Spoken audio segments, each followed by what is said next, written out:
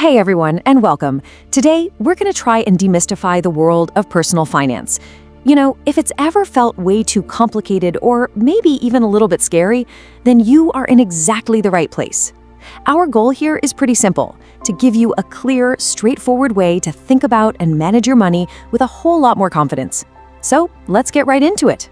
Does just thinking about managing your money ever make you feel, well, completely overwhelmed? Kind of like you're lost in a deep, dark jungle and you're not sure which way to turn or what's hiding in the shadows? If that sounds familiar, you are definitely not alone. It's a super common feeling, especially when you start trying to figure out how to make your money grow. And wow, this quote just hits the nail on the head, doesn't it? It perfectly captures that feeling of anxiety. The moment you decide to move from just saving your money to actually investing it, it can suddenly feel like you're surrounded by predators. Everyone's trying to sell you something, and it's almost impossible to know who to trust. It feels like one wrong move could cost you everything. And here's a look at two of the biggest, most dangerous traps lurking in that financial jungle. We're talking about unexpected emergencies, right? Like a sudden, massive hospital bill that comes out of nowhere. These things can be absolutely devastating, especially when you think you're covered, but then your insurance claim gets denied. This isn't just some made-up risk. It's a real danger that can wipe out a lifetime of savings in an instant. So how in the world do you survive this jungle? Well, you don't just go running in blindly, that's for sure. The very first thing you do is you build a fortress. Think of this as your defensive strategy. It's all about protecting yourself from those financial emergencies and predators before you even start thinking about going on the attack to grow your wealth. So what's this fortress made of? Well, it's built on two really simple but absolutely non-negotiable pillars. Pillar number one, an emergency fund. This is your cash cushion for all of life's unexpected curveballs. And pillar number two, getting the right kind of insurance to shield you from those huge, catastrophic losses. Let's break down exactly what that looks like. Okay, the rule for your emergency fund is dead simple. Figure out what you spend every single month on everything. Got that number? Now multiply it by 6. That's your target. And this money has to be somewhere super safe and easy to access. We're talking a savings account or a fixed deposit. And here's the most important part, so listen close. This money does not go into the stock market, ever. And right here, this might be the single most important financial warning you ever get. Do not, and I'm gonna repeat this, do not mix your insurance with your investments. It's a super common trap. These products are designed to look really appealing, but they almost always end up giving you terrible returns and costing you a fortune in hidden fees. Let's just break this down so it's crystal clear. Over on the left, you've got pure term insurance. Its one and only job is to give your family a financial safety net if something happens to you. That's it. It's simple, it's cheap, and it's incredibly effective. Now look to the right. These are the plans that mix insurance with investments. They come with sky-high premiums, massive commissions for the person selling it, and the returns? So low they often don't even keep up with inflation. One is a shield, the other is a trap. Okay. So your fortress is built, it's secure, your defenses are up. Now, and only now, can we start talking about going on the attack and actually growing your wealth. And we're gonna do that using this brilliant and simple concept called the investment thali. You know what a thali is, right? That traditional Indian plate that comes with all those little bowls of different dishes. Each one has a specific purpose. You got your protein, your carbs, your veggies.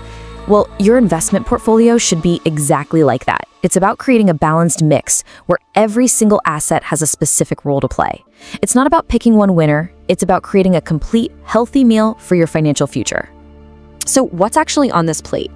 Your thali is gonna have 3 main components. First up, you've got debt. Think of things like fixed deposits or bonds. This is the rice of your meal. It provides safety and stability. Second, you have equity, which is your investments in the stock market, usually through mutual funds. This is your protein. It's the engine for long-term growth. And finally, you add a little bit of gold, say 5 to 15%, which acts as a hedge, a little protection against uncertainty in the world.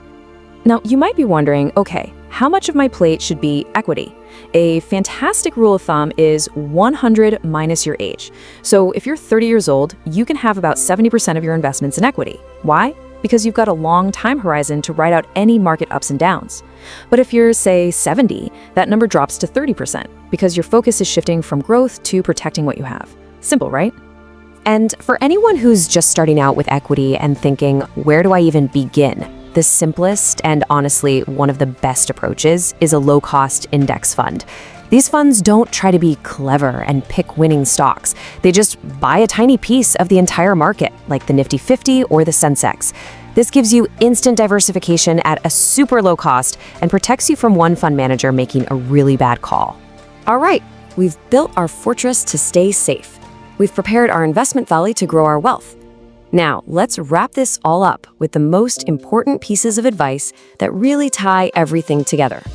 Seriously, if you forget everything else from today, just remember these 3 rules. First, we've said it before and we'll say it again.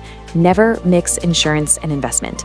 Second, keep your total monthly loan payments, your EMIs, below 30% of your take-home salary. This is key to staying out of a debt trap. And third, a really important one for parents, when you save for your kids, invest for them, but keep the investments in your name. This way, you maintain control of the money until they're truly ready for it. Now this is such a powerful and important insight. For centuries, many women used gold as their personal form of financial security. It was their safety net. But as times change and people move away from traditional assets like gold, a new risk appears. If that gold isn't replaced with modern financial assets and the knowledge to manage them, women can find themselves incredibly vulnerable. Because at the end of the day, let's be real, money is power. For women, financial literacy and having assets in your own name isn't just about getting rich. It's about security, it's about having bargaining power within your family, and it's about having the freedom to walk away from a bad situation if you ever need to. It's a fundamental tool for empowerment. Look, managing your money isn't a one-time task you can just check off a list. It's a lifelong journey. As the saying goes, money is your friend until your very last day. It's there to support you, to protect you, and to help you live the life you want. So the real question is, if you haven't already, when are you going to start building that friendship?